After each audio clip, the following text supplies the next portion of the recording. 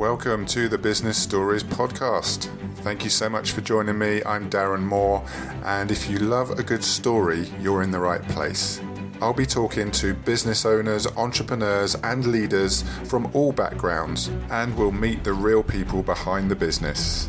We'll discover the highs, lows, and even the failures that got them where they are today. So get ready for an inspirational journey and let the story begin. Hi everyone, thank you so much for joining me today on the Business Stories podcast. I've got a great guest lined up for you. In the studio today we have Fiona de Silva-Adams. Welcome. Hi Darren. Thank you very much for joining me. Thank you. Shall I call you Fee or is that... Oh, everyone knows me as Fee. Okay, perfect. Or is that just for your friends? I'm not sure. No. I'm not sure where I fit in there, but... Totally anyway, friend, darling. That's fine.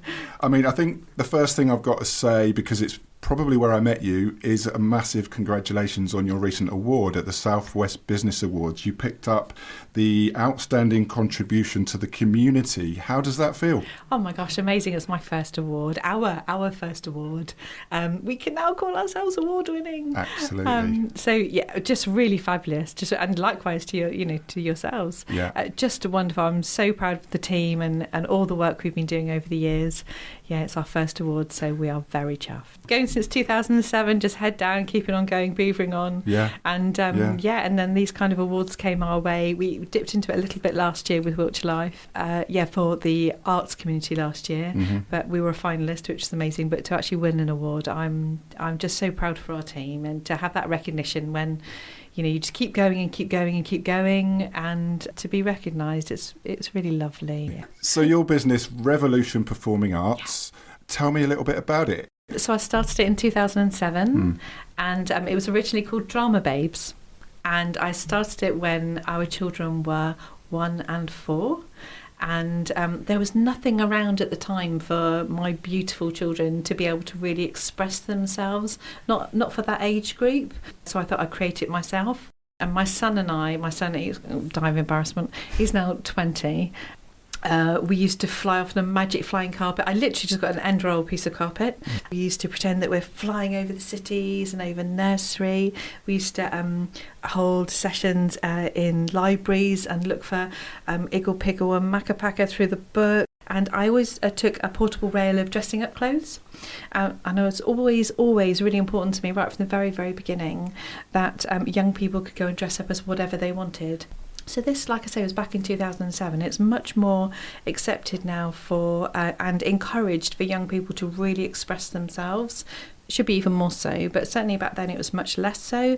And so if I had like a beautiful little girl who would want to come and dress up as Spider-Man, that was quite radical back then, but something we always encourage. Likewise, a little boy, if he wanted to come and dress up as a princess with fairy wands, that's what we did. So right from the very, very beginning, we were very, very inclusive, and that's been so important to me, that young people really express themselves how they want to. And these little ones were like 3 and 4, but it all comes from parents really. And so actually it's shouting out for the parents who allowed those young people to really express themselves. Did you know at that stage that it might become a business, or was that kind of an accident that it just sort of materialised from those early days? It totally was an accident. I mean, my background was performing art. I'd been a general manager of a Sixth Sense theatre company, which is now Prime Theatre. And again, there was nothing for that age group. And where I literally went from 1 class to 13 classes in 1 year. After school, sort of 4 till 5 times, so they could pick them up from school, have a bite to eat, and then come to class for those that were of school age. And a parent said to me at the time, "Have you ever thought about going and running an after-school club in a school?"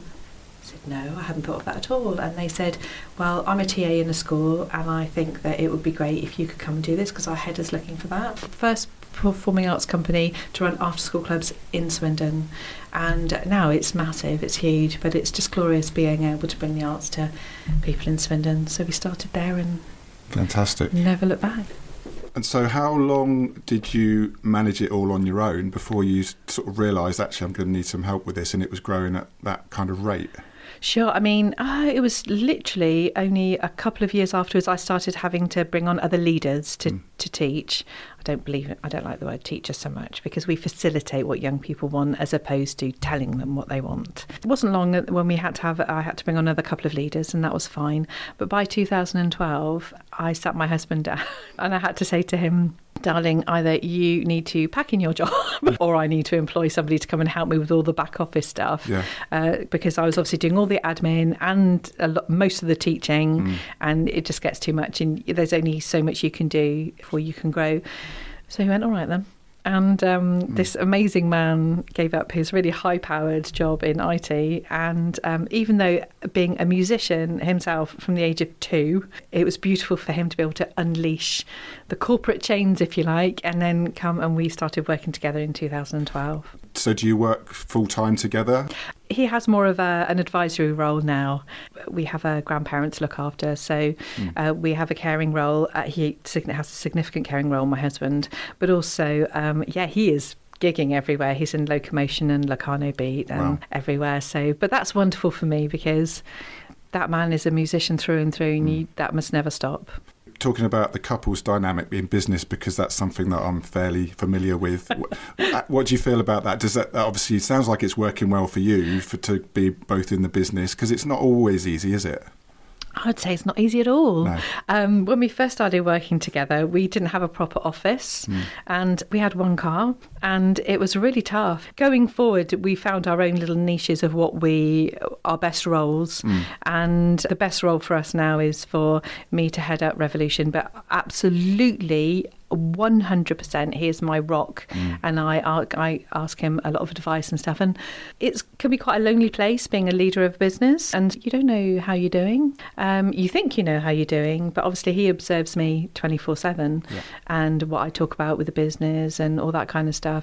It can be a lonely place, can't it? When you're the person that's ultimately making them decisions, and that kind of pressure, who can you talk to on that level? There's not many people, is there? No, absolutely not. And no matter what an amazing team you have, the people that come on board with you, when it comes down to it, it's your head on the block. When it comes right down to it, you are ultimately responsible, and that's it. We have Ofsted and HMRC and all sorts of big Wiltshire County Council, Swindon Borough Council, lots of big organisations, and they are looking to me. But I have a fantastic team, so I'm really, really lucky. But when it comes down to it, it's my head. I wanted to ask you about your team, because obviously I've done a little bit of homework and I've been reading up, and it looks like you have got a reasonably large team of absolutely fantastic people on there. I mean, that must make the job so much better, mustn't it? Oh, goodness me.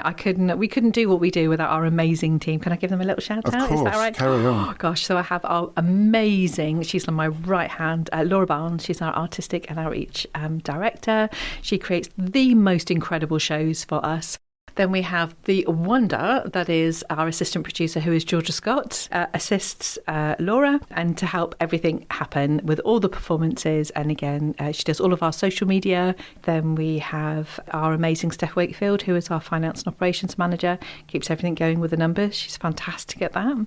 And then my dear divine Megan Smith. She is 19 years old. She started Revolution with us when she was 6 years old. Oh, wow. She's been through the whole of Revolution and Rapport. And then when it came to her leaving school, she said that she wanted to come and be an apprentice with us. So she did her apprenticeship with business administration. She is the boss at Revolution. What she doesn't know about Revolution doesn't need knowing. Just incredible. That's our back office team. Fantastic. Yeah. I mean, there's so many more, and we'd be here all day if you had to mention it, because I can see you're so passionate about it, and it's lovely to see. Did you know from an early age, did you always have a kind of an idea or a passion that you might have got involved in running your own operation someday, or did it kind of surprise you? My mum is an entrepreneur. It didn't feel as scary as some people would think, and she basically ran her business from nothing. And that's how I created Revolution, really, was from nothing. And I'm very proud. I love talking to people about that, saying, when they say, oh, you need all of these resources. No, you don't. You know that. No, you don't. Always been involved in the arts.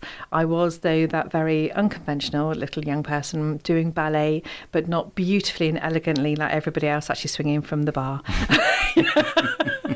That's why it's called Revolution Performing Arts, because I revolutionise how performing arts is taught. Brilliant. I struggled quite a lot when I was younger with, we had quite a lot of poverty when we were younger. So obviously I was brought up in the 70s and 80s.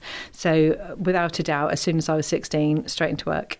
Yeah. And so I worked at BT and Legal in general, but always I had the arts in my heart, and specifically dance. And then once I achieved everything that I wanted to achieve at the age of 21, so I had my own place, I had everything materially that I wanted at the age of 21.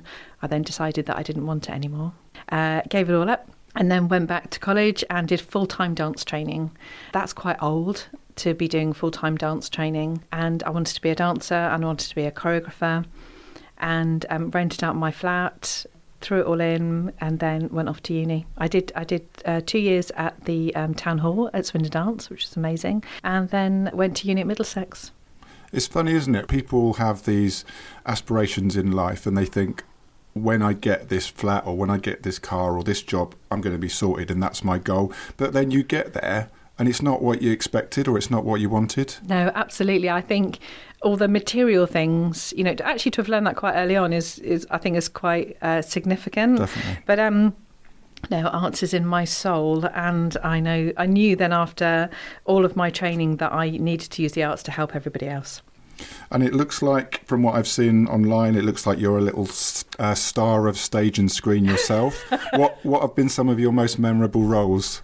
Oh, Midsummer Murders. I mean, literally, it still comes up every now and again, and I get a random text from somebody going, am I going mad, or have I just seen you on Midsummer Murders? Yes, you will have seen me on Midsummer Murders. Right. I was, at one point I played a makeup artist, sort of a wig makeup person, and that's when you can see me so significantly. And then other ones, I played the WPC quite a lot, and I did it with Paul, actually. Paul and I did it a lot. Ultimate Force, Dream Team on Sky. Done quite a bit. Wow. Yeah. Blimey. I'll have to look out for you. Let me know the episode of Midsummer Murders and I'll catch up with it later. So on the odd occasion, I know you're so busy, but if you ever get any time off, what's your perfect day off? What do you do in your downtime? My favourite time ever is to spend it with my children. Now, obviously, like you, older children, 17 and 20, but if I can grab time with them and watch a movie. We love films, watch movies, and or walking our lovely German Shepherd. It is always the simple things, isn't it, that make the difference. Yeah, absolutely. Over the years then, throughout your business, obviously it's been on this fantastic growth trajectory. Have there been any particularly challenging times or any sort of real struggles that you've come across and you've thought, blimey, this is really tough, how am I going to get through this? Absolutely. I've stopped saying now, anything that I've literally experienced it all. I've stopped saying that now because, my goodness, things keep coming. Oh man, COVID, wow, it literally gives me goosebumps. That was, for all of us, wasn't it? A very interesting time. March 23rd, never forget that, 2020. Never, ever forget that, imprinted on my brain. We had shows booked in. We had 400 children every week coming to face-to-face classes. And we kept going to do an announcement, and we were listening to the radio the whole time, and we'd have to change the email every half an hour because things were changing so fast. Yeah. We did not consider ourselves massive tech wizards, but within 24 hours, we were running classes on Zoom. I think everyone kind of adapted to that, didn't they? But it's how quickly you managed to do it, I guess. Absolutely, literally, because also the young people that we work with, they come to us for a place of solace and soothe and to be able to be themselves. So I was terrified that they would all feel so isolated. And I even said then, this is going to have such a significant mental health impact for a good couple of generations. I mean, at the time we thought it was going to last 2 or 3 weeks. Yeah. Little did we know how long it would last. And I can see it now, even working with young people now. We go into schools and we work with young people to help with their communication skills, because that was not, they didn't have that. COVID pulled them out of all of the interactions and they were so isolated. So we are even now working with schools trying to help them build communication skills back in with young people, help them with personal space, communication and all that kind of stuff. So generation upon generation, it's definitely having an effect. And we were made to interact. We have all different ways of interacting, but we were made to interact as human beings, and to not have that as the building blocks of your early years development, very tough. And then the other end, when you're now a graduate and during that teen time and GCSE time, they didn't have that communication, that connection, that emotional connection with people. It's really tough. Well, you've got through it. You're here to tell the tale. That's the main thing. Yes. And it's onwards and upwards and looking ahead, so it's all good. Absolutely. What makes Revolution stand out in that marketplace, as it were? Oh man, we are inclusive. We are inclusive with a capital I. There are lots of amazing organisations out there, but we do not stand in front of a group of young people and tell them how to do it. We ask them to come in with us, and we want to know what they love. Do they love singing? Do they love dancing? Do they love drama? What's their favourite song? What sort of games do they play? And we can link the music to that. How do they want to express themselves? What's important to them? We are absolutely child-led and inclusive and child-led, and that's why people come to us, and there is nothing like that. I mean, if you've had people with you for that length of time and then they've gone on to work for you, that's obviously a good sign. There seems to be a lot of pressure from society, I think, on that age group in terms of the social media and, everything that goes on around them. What's your opinion on that? I think I was quite grateful actually for social media and devices during COVID, because it's how young people connect now. It's how they connect. Have to still, I think, parental boundaries with regards to our family values of respect and kindness, and that still needs, to be held in place. But actually, I think young people need those kind of platforms to be able to connect. I'm a little bit cagey about how filters and things like that can be used with regards to images and how people portray themselves, and that there are things that on there that are not real. It's not real. But I think that's how we educate our families, isn't it? It's how we educate our children to just give perspective of what is real in this world. But using social media as a communication with people that you already know, I think it has been very helpful to young people. Looking at the young people that you work with, what are some of the skills that you see developing, or some of the traits that you see shining through after they've spent some length of time with Revolution? Confidence. And for me, I want young people to be seen and to be heard. And my goodness, I have beautiful young people, very shy when they come in, and suddenly they will tell me something straight. And I'm like, that's what I like to see. Confidence, being able to express themselves, feeling strong and empowered to be able to speak their truth. And we love that. That must make you feel proud. How do you feel when you see that sort of progress and that transformation in young people after being with you? It's glorious. And I put it down to my team. My team, I'm very passionate about our ethos to nurture, empower, express, because we are very careful with regards to how we train our team and to make sure that every young person is seen and heard. If ever we get that feedback and we see it or we hear it or somebody tells us or a parent tells us, we always share that with our team because they need to know they give with every cell of their being, and they need to know the effect that they're having on amazing young people. And we see the ripple effect then that has from that young person to siblings, to parents, because then it helps parents feel better, grandparents celebrating their success, and it has a ripple effect throughout the family that if a young person feels more confident, they'll be able to speak better in class. If they go to class, we have young people that don't attend school, but they will be able to advocate for themselves and say what they want, and that only has a greater effect of feeling fabulous in society. What a difference that makes if young people seen, heard and have a voice.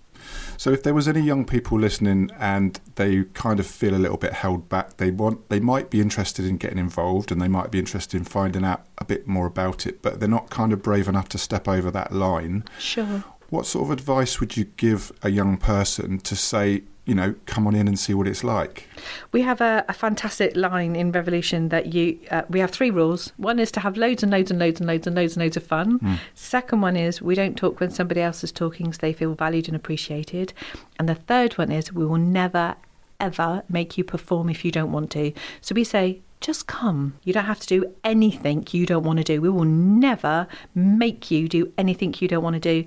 May everyone sit, absorb what it's all about. Then if you feel like you want to be involved, fabulous. If you don't, it's okay. Just come and soak it up.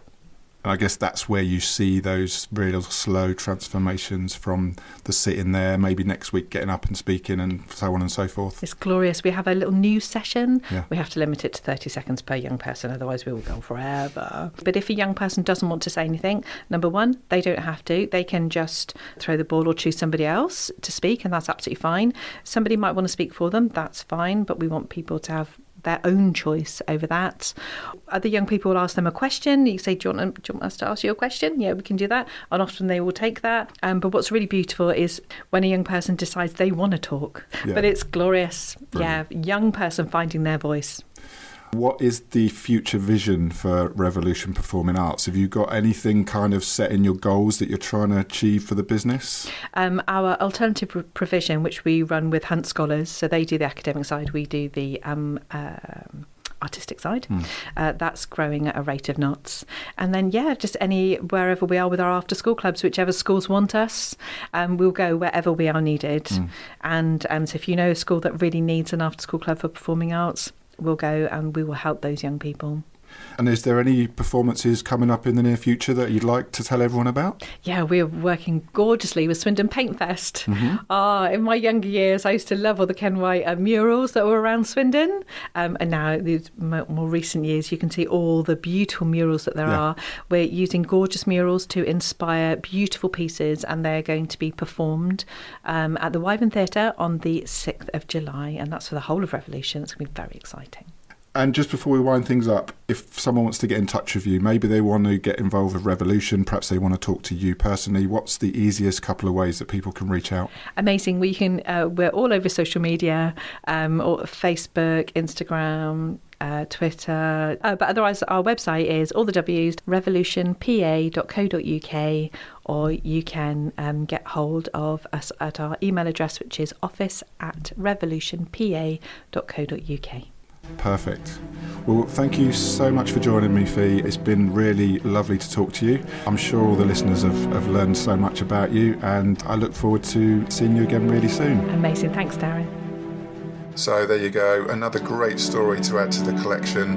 If you've enjoyed the podcast, please check out my other episodes, and remember to subscribe, leave a review, and share it with your friends to help the podcast grow. I look forward to seeing you on the next Business Stories podcast.